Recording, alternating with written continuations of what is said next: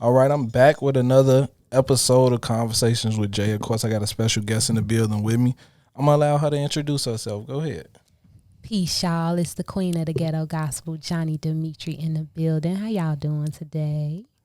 All right, so let's start right from the beginning. Facts. Where are you from? Chicago, West Side. All right, now, hailing from the West Side, like how was it growing up compared to the West Side of 2020? I would say the West Side of 2020 is probably a lot more ruthless, like open. Right. You know what I mean? Just kind of bar none.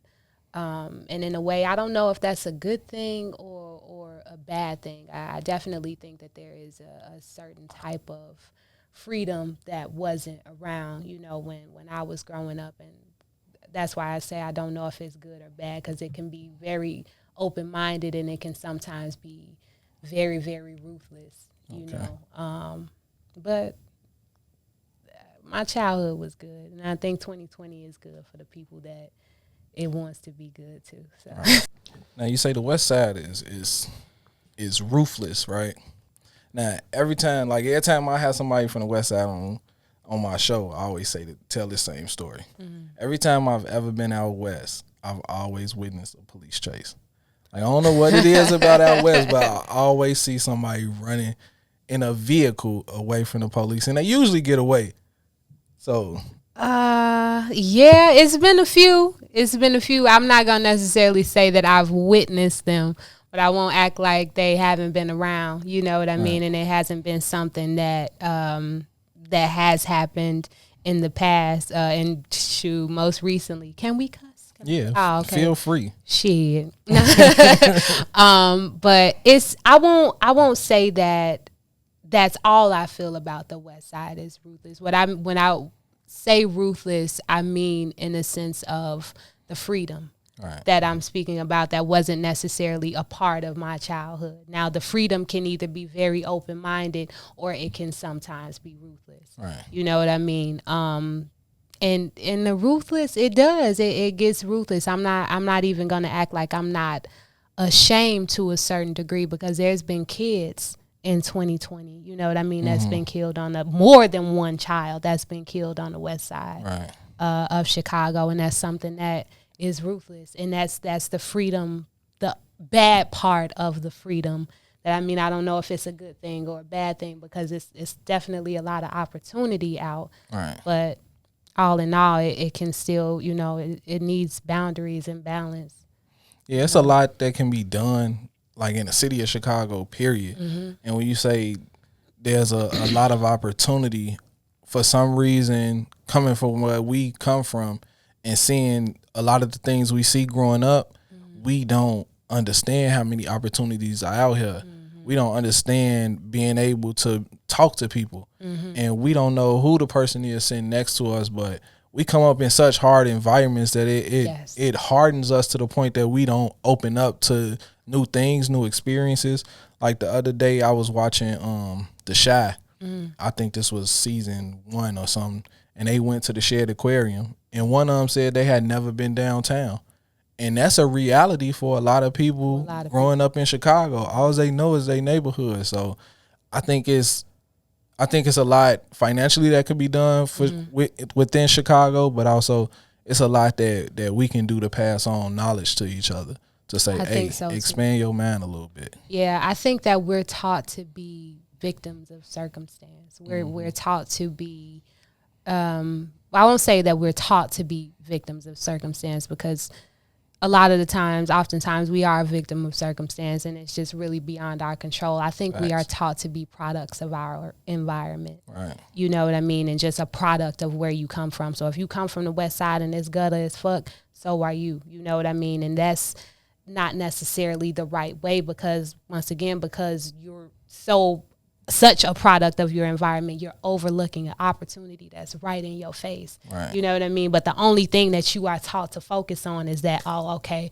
well, you know what I'm saying, the vice lords don't fuck with the GDs. Right. And you know what I'm saying? So when I see this GD on the green line, it's popping, but you know, it's somebody that could give you a job right next to them. You know what I mean? It's like, that's all you see, you know, and you kind of miss out a lot on life, you know, when you live that way. But one reason why I don't necessarily fault this generation for that is, once again, because we are a victim of circumstance. You know, the only thing that we know is what we have been taught. Right. So you can't fault the student for what the teacher taught them, you know, what they learned from somebody else. But it comes a point in the student's life to where you apply what you learn and you see that it's not working. Right. You know what I'm saying? So It's like, okay, it's going to be a point in your life where you have to make the change. You can no longer use excuses. Right. Say, okay, well, yeah, I'm a victim of my circumstance. I'm a product. Okay, nigga, you knew that. Next. Fact. You know what I'm saying? So that's where I am in life, especially with the West Side, with black people in Chicago. It's just like, yeah, you know, we've had our ups, we've had our downs. We definitely had our downs. You know what I mean? But in regards to just like things with the George Floyd and the Breonna Taylor, and it's like, yeah, these people have been murdered wrongfully by white cops or by white people. The Ahmaud, what was his name? Ahmaud. I can't think of his name, but the guy that was jogging right into the construction site. Just, you know, another person that's been slain at the hands of a racist white person. You know what I mean? But there are hundreds of people that's been shot in Chicago this summer. Right. You know what I mean? Kids even, that there's no uproar for that. There's no call out for change. There's no, you know, well, I won't say that there's no, you know, and I even ask for forgiveness for that, because there's a lot of people out there that's fighting. Right. But it's nowhere near the amount of people that have been out there for, you know, police something brutality that includes racism. It's like, okay, you got your niggas over here that's doing wrong, and you just gonna allow them to? You gonna overlook that? Now, when you get into something like that, I feel like that's the problem of America. Because if you try to talk about racial issues with a white person, the first thing they're gonna say is, well, it's black on black crime. Mm-hmm. So I feel like both ends of that spectrum are talking points. Mm-hmm. You know what I'm saying? And people have to be open to them. And once again, we in Chicago and we see the news. We on our Instagram feed and our Twitter and Facebook feed, and we see these little kids dying literally every weekend. And you're right, people don't have as much outrage as they do towards police brutality. But it's hard to put them both together, because even though they're the root of the same problem. Like, people have to understand that police are out here to protect us.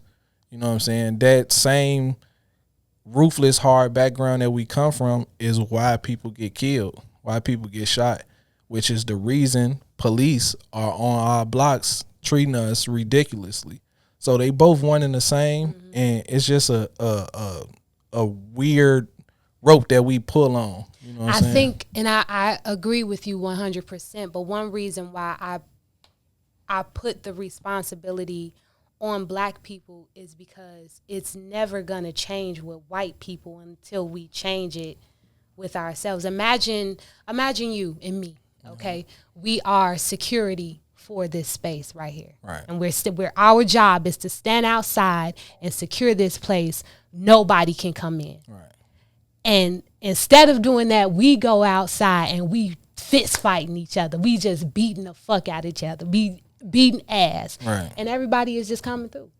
You know what I'm saying? It's just like now it was our job to stand in unity together. Uh-huh. You know what I'm saying? To secure this place and not let anybody come in. Right. But we fighting each other. You know what I'm saying? That's all we doing is fighting and bickering. I'm punching you in the eye. You kicking me in the ass. Everybody who's not supposed to be out, who's not supposed to be in, has the opportunity to come in and take advantage of us now, because we're not doing what we supposed to do. So yeah, we can say that these people are wrong and they shouldn't be coming up in our shit. How the fuck is they gonna come up in here and take from us? Right. But nigga, you had security right there that was You know what I mean? So it's like, yeah, they are wrong, but until you get your motherfucking security together, these people gonna continue to do what the fuck they doing because that's what they do anyway. You don't have control over that. Control your own. Get your security right. We shouldn't be fighting each other when we supposed to be standing in security. Facts. And that's how I look at it. It's like, yeah, the two go hand in hand and one is a problem and they're both problems, but it's like you gonna have to call one. You know, you just gonna have to call a spade, period. And black people, we have to do that. Man, I love how you put that, you know what I'm saying? Because once again, it's good for these conversations to be had, but I feel like we need everybody to have these conversations because we know right from wrong, period. I don't care what race you is, what color you is.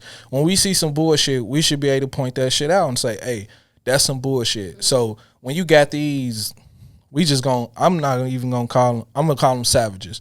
When you got these savages shooting at each other and hitting innocent kids, that's when the outrage should happen. Yeah. And you should say, hey man, fuck that. I know who did that shit. I'm turning them in. You know what I'm saying? Because at that point, a little kid's life has been taken. And that kid would never be able to reach their full potential. So I feel like we need to have these conversations in our communities. This shit need to be on TV. Yeah. You know what I'm saying? Because once again, the stance I took on it, you're going to have a lot of people saying, well, black police brutality is worse than what's going on because they here to protect and serve. But at the same time, they both fucked up. And they both need to be talked about. And when we can't put one on a higher pedestal than the other. And that's fact. And you're right. We got to be the ones to hold ourselves accountable. Shit's never going to change in our communities. And that's what I mean about, even with like the black on black crime and everybody is, it kind of, it disgusts me in a way to hear people honestly defend black on black crime. Yeah. To say, oh, okay, well, yeah, it's just as many white people killing white people.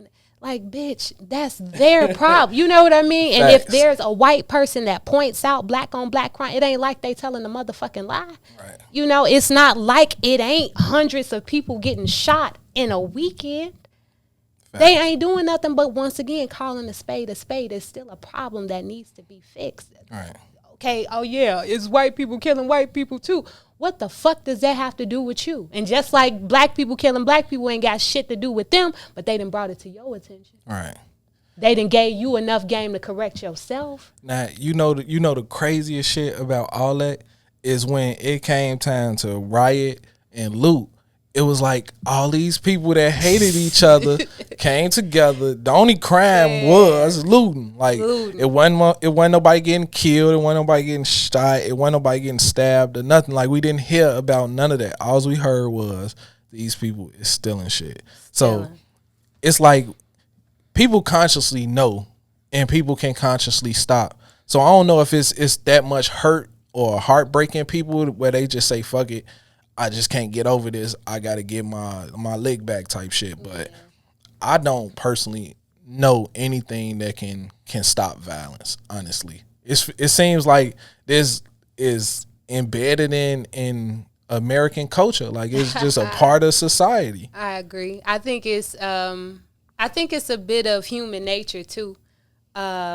Just to have a bit of a rage or a bit of something. And I think that's okay to retain that for when it's necessary. But when it's abused, it's just a bunch of senseless ass killing. And I think that the media has a lot to do with, you know, Chicago violence. I won't necessarily say they have a lot to do with it, but when you think about things like the looting, for instance. Now, there was a point in time to where when you turned on the TV, when you turned on the news especially, the only thing that you heard about was coronavirus. Facts. Everything was corona. Anytime you turned it on, coronavirus. Facts. Fast forward 30 days later, all that you saw was looting. And rioting. On your TV. That's all that you saw. Fast forward 30 days later, all you see is hundreds and hundreds of people being shot. Babies getting killed every other week. So it's like the media is definitely in a lot of mental control. I won't necessarily say that they are in control of violence, they're in control of this. They can get in your motherfucking head. Right. So to think like, okay, this is the biggest thing in the world right now. Oh, they reporting it. This is the biggest thing in the world. And that's literally how it goes. That's how it works. And it be crazy because fast forward to what Nick Cannon said. Mm-hmm. Nick Cannon has said that.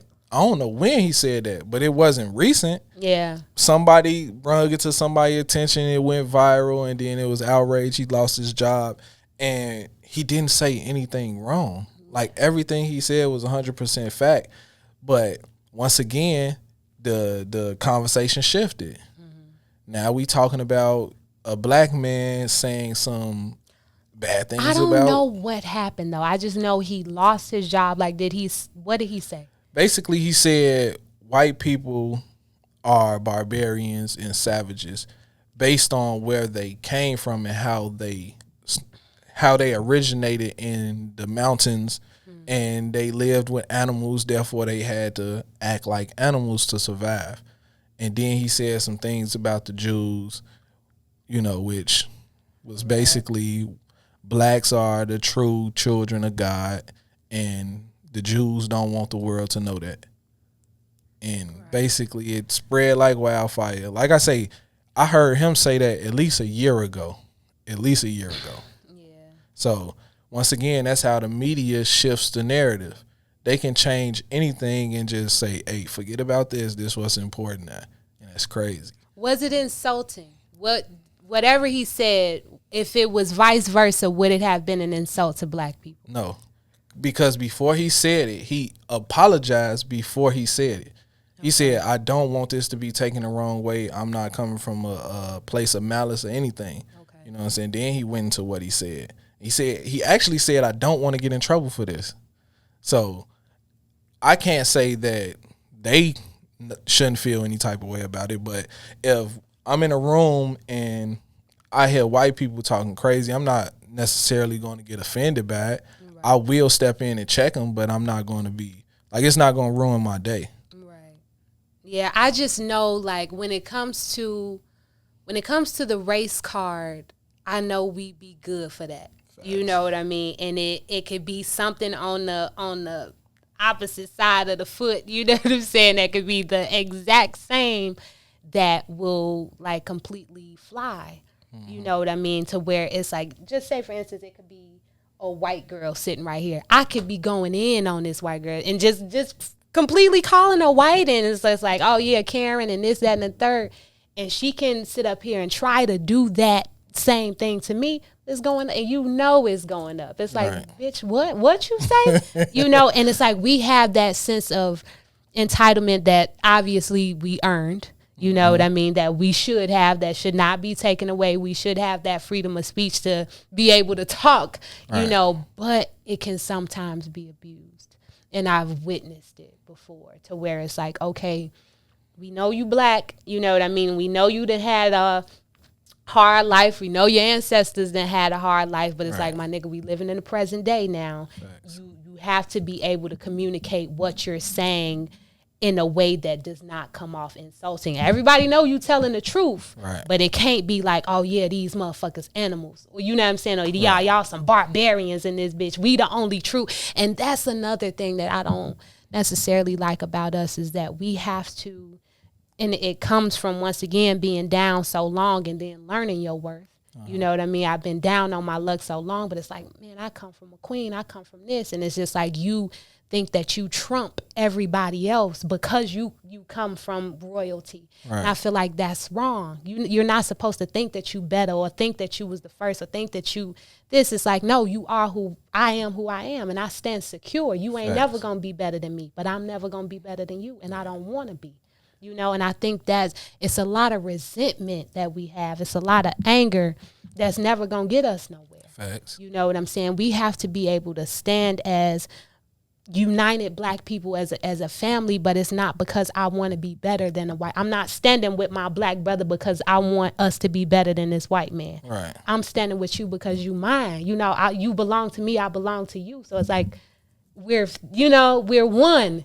Yeah. You feel me? And it's like, I think that's why we should unite, but not because, oh yeah, we were the first Africans here. We were the first man was black. It's like, nigga, we living in 2020. Right. Prove it to me. Prove it to me. Go back in 3,000, 4,000 years and go get the motherfucker and show me. Right.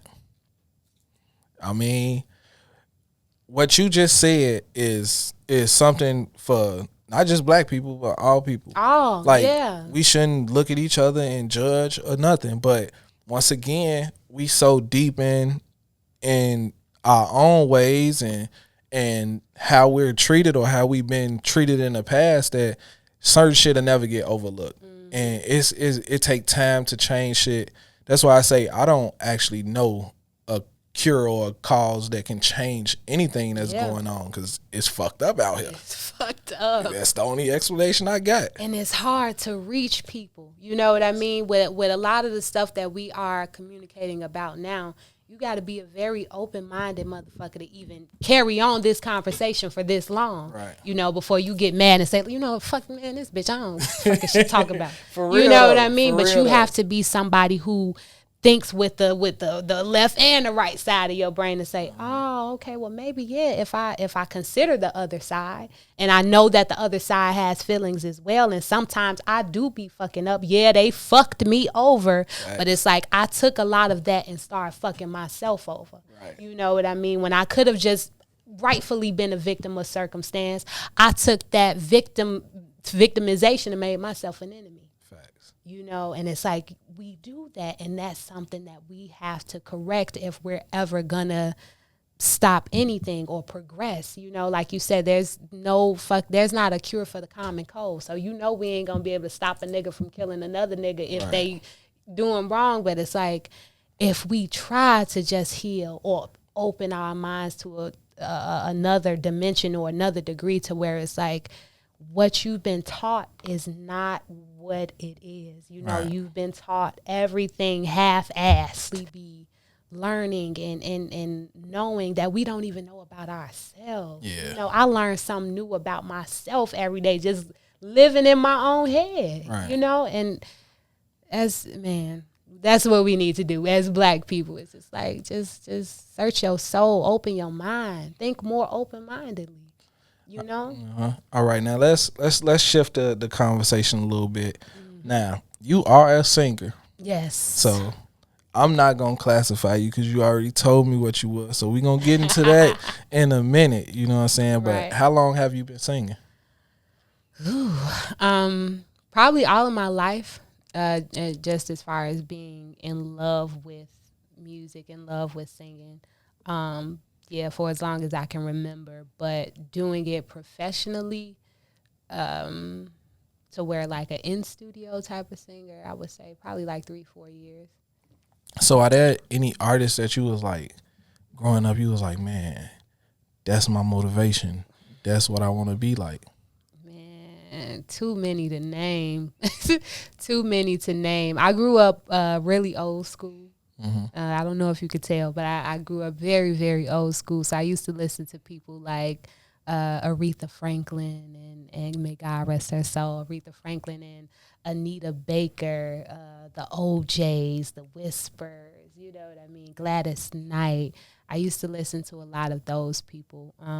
And that ultimately it developed a lot of my sound. Now, don't get me wrong, I still love the new school people like the Beyoncés and Rihanna's, Mary J, of course. She ain't necessarily that new school, but she's another one. But a lot of the foundation that I have in my music, it comes from like old school shit like the Dusties, you know, for real, yeah. So a lot of older people is who I take from. Right now, you classify yourself as ghetto gospel. Yes. Now, go ahead and explain to the people exactly what your classification of ghetto gospel is.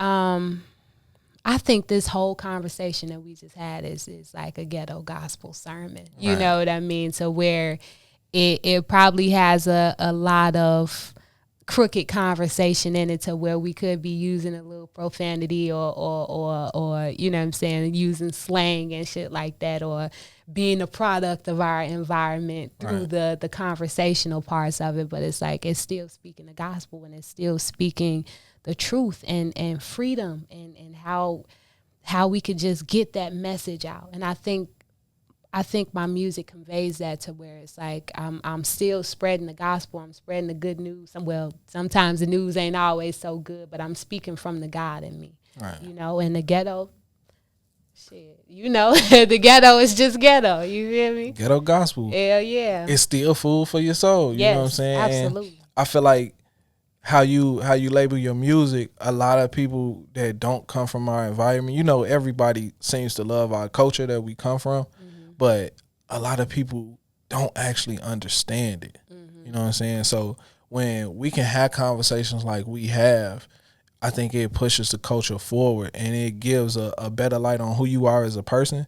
And at the same time, it has somebody out there like, okay, let me go check her out. Yeah. I need to hear this. Yeah, and I really appreciate that. You know what I'm saying? When people can accept the culture and I'm okay with people not necessarily understanding me, but if you give me a chance, you know what I mean, and accept me for who I am, and don't be looking at me and like, oh, okay, well, yeah, here's another one. Look at this one. You know what I mean? But if you actually give this one a chance and explore my mind and listen to what I got to say, you could learn a lot.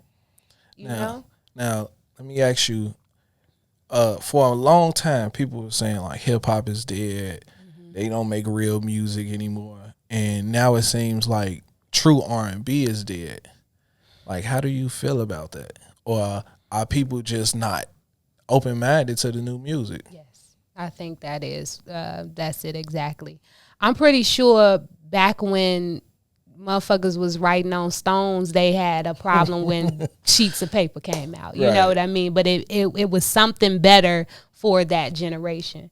You know, and it's one of those things, you either gonna get in line with it, or you gonna get left behind with it, you know. So you gotta find a way to incorporate your true self into this new school. You know, it's not always so bad. And it, like with me, it's like that message, you know, the sound is always gonna be a sound. Music is music. The sound is music, but your message is what really makes the music, you know. So it's a lot of messageless music out, you know, today, and I understand that, but it's just, once again, it's like, how can you blame the student for what they learn from the teacher? Right. Now, you know, being an artist in Chicago, have you found it, well, not found it, but have you hit any roadblocks that made it hard to actually keep moving forward? Yeah, yeah, most definitely. But I think I'm at a very, very determined spot in my life to where it would be very, very, very hard to stop me. I think it would be more dangerous for me to stop than it would be for me to like keep going and fight through those roadblocks, you know, even though those roadblocks could be meant to stagnate me, you know what I mean? If I let something like that actually stagnate me, I know I'll end up hurting myself a lot more. Right. You know, so yeah, you know, but I just try to keep going and try to keep doing shit, you know. Now, me personally, I don't make music, I don't rap, you know what I'm saying, but I understand the artist struggle of Chicago. It's no real music scene in Chicago. You got a couple people that throw open mic, shout out to them, but it becomes like the same crowd, you know what I'm saying, to the point that it's no expanding in Chicago. So have you reached a point where you say, okay, it's time for me to expand. It's time for my music to reach other places?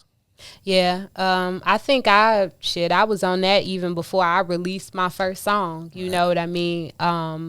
Yeah, really just on expansion. But when it comes to Chicago, I feel like everybody feels like that about Chicago. Anybody who does music feels like that about Chicago. And I feel like that's why Chicago is going to work for me. Because everybody is just saying, oh, you know, it's not a music scene, and it's not this, it's not that. Everybody is looking for it. Nobody is looking to create it. Right. You get what I'm saying? And that's how I know. That's how I know I can be special, because it's anything that I'm looking for, I can also create it. Anything that I'm asking for, I can provide it. Right. You know what I mean? So even if I have to be the music scene of Chicago, I have to be that person, I'm okay with that. I know I can pave the way for a lot of people to where 5 years from now, ain't nobody gonna be talking that shit about Chicago. It's like, yeah, no, Chicago the place. Now, Shorty put on, Shorty did her shit, you know? And that's how I feel. It's like, sometimes you gotta look at things from a half full versus half empty glass. You know what I mean? Right. Because I was talking about this earlier, we were taught to be a product of our environment versus looking at the opportunity. So it's like, yeah, we products of not having nobody support our music and da-da-da-da-da, and I can focus on that, or I can look at the opportunity. It's like, man, you can actually do this shit yourself, and you can put on. It might be hard, but here's an opportunity for you. Facts. You know, and that's honestly how I think about everything. You know, it's hard to be that person that's always giddy or always positive. You know, because it kind of goes against a lot of everybody else's opinion. Yeah, but man, this is who I am. Right. You know, yeah, that's how I feel about Chicago, especially now. How you just described that is amazing to me. You know what I'm saying? No, like for real, cause you see a lot of artists that start in Chicago, they get on in Chicago, they leave Chicago, they do major interviews and say, I couldn't it was no help in Chicago. Right. You know what I'm saying? So lying. How you just put that was amazing to me, because I know it's a lot of people that want people to win in Chicago. Yes. And if we keep pushing this narrative that can't nobody win in Chicago, or it's a crab in a bucket mentality in Chicago, then it's going to be some bullshit. That would be an insult to you. Why am I here? Facts. You know, when you think about like, what the fuck is the purpose of this? If there's nobody that's putting on in Chicago, no, you ain't Sway or Hot Flex or whoever. You not that yet, because we're in the moment. We're creating it now. You know what I mean? But a lot of people is just looking for a motherfucker to just give you that, and it's like, no, we ain't there. Yeah. But it don't have to stop just because we ain't there. You'll never get there if you stop. Yeah. You know, it's nah. I wouldn't insult you like that. Thank you for putting on for Chicago. Appreciate it. But it's exactly what you said. People are quick to run to the excuse because the excuse is easy. Mm-hmm. You know what I'm saying? The work is hard. Yeah. You know what I'm saying? So when I first, that was like what, 2-3 years ago? I first interviewed you? Yeah, like 2 years ago. Yep. And I came to your house. Yep. You know what I'm saying? I sat in your living room and we chopped it up. Yeah. You played me music and everything. So once I started this back up, my first mindset was to reach out to the people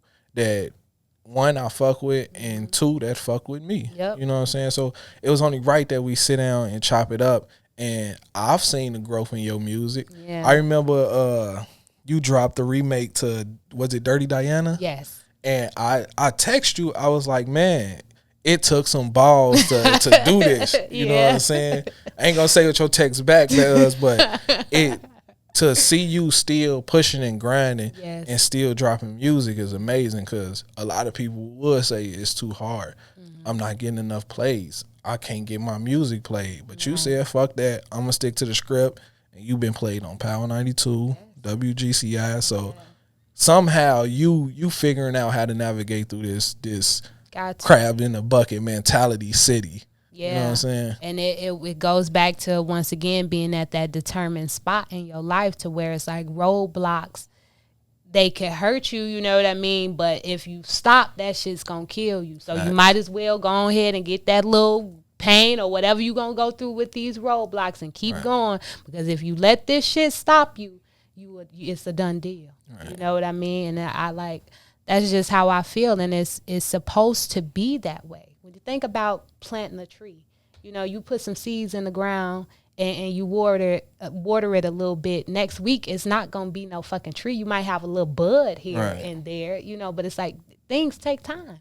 There's a process, but if you trust the process and actually believe and nourish your tree, you know, don't just think, okay, yeah, I did this. Now where the fuck my tree at? Like, no, no. Right. If I feel like this, if life was that easy, we would all be dead, right? Man. Like, what the fuck is the point of life? For real. You know what I mean? If you just accomplish things like that, like, okay, anything that you want to do, boom, it's just that accomplished. It wouldn't be worth doing. Right. Okay. So it's like, okay, yeah, I want to be an NBA player. So by tomorrow, I'm going to just be an NBA player. And I didn't won a championship. It's like, nigga, yeah, your life is over. Facts. But if you go through those hurdles and you actually live in that's longevity. And grow through it. Exactly. Nobody said that it was going to be pretty or just like anything, but this is life. Facts. You know, life is not just full of accomplishments. You know what I mean? Once you get to that ending point, yeah, that's over. That's death to me.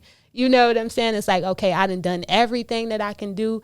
That's relaxation. Yeah, it could be relaxation, but it's like, okay, what's next? Right. You know, so there's always going to be something for me to do. You know, that's just how I feel. I don't know. All right, now you've been working with producer Jilla Beats. Yes. Can you explain how y'all linked up? Through Lil Keisha. Do you know Lil Keisha? Shout out Lil Keisha. Yeah, shout out to my girl Lil Keisha. She had just brought me to the studio one day with him, and the rest is really history. We did a song that we're pushing right now called Think About You. It's the latest single that we got out. I'm a feature on it.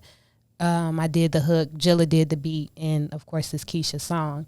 And that's the first song that we did together, and it's like a banger. Everybody loves it. But since then, it's just like we've bonded so much, you know, to where it's like, I don't even know how to explain it. We call ourselves Missy and Tim. Well, I call us Missy and Tim. He call us Ike and Tina. And you know, I don't even want to get into it. You know, that's a whole other story. But it's that kind of chemistry though, to where is anything that we touching, and I'm not bullshitting. Anything that we touching is turning to gold. Like, right. Bro, we are doing this music like seriously. You know, and he couldn't be with us today. I don't necessarily know what the hell happened. I tried to reach him and I talked to him, but I don't know. But I know he's going to be salty. So, haha, whenever you see this. But yeah, I could say that Jilla, he's probably the best thing that ever happened to me musically. No lie. So how important is that relationship to your music now? Because I know once you find that producer that understand your sound, that can make that beat from scratch, it's important. So how important was that to your musical growth? Right now I have no worries. Right. I could say that. It's so important to me. Like, it takes all of my worries away when it comes to anything musically. Like, when I paired with Jilla, you know, before I paired with Jilla, it was like, okay, well, man, who am I going to get to make this beat? Are they actually going to send the beat? Are they sending it to anybody else? Are they playing? Are they going to answer the phone? Whose studio can I go to? This, that, and the third. Oh, they taxing, they charging too much. Oh, he ain't even answering the phone. He trying to fuck. You know what I'm saying? Jilla came through, I'm talking about, and single-handedly just shut all that shit down. Right. You know, it ain't no, okay, who gonna make the beat? What studio can I go to? Oh, I'm worried about him trying to force himself on me. Nothing like that. That man came in and really took me under his wing and has taught me a lot.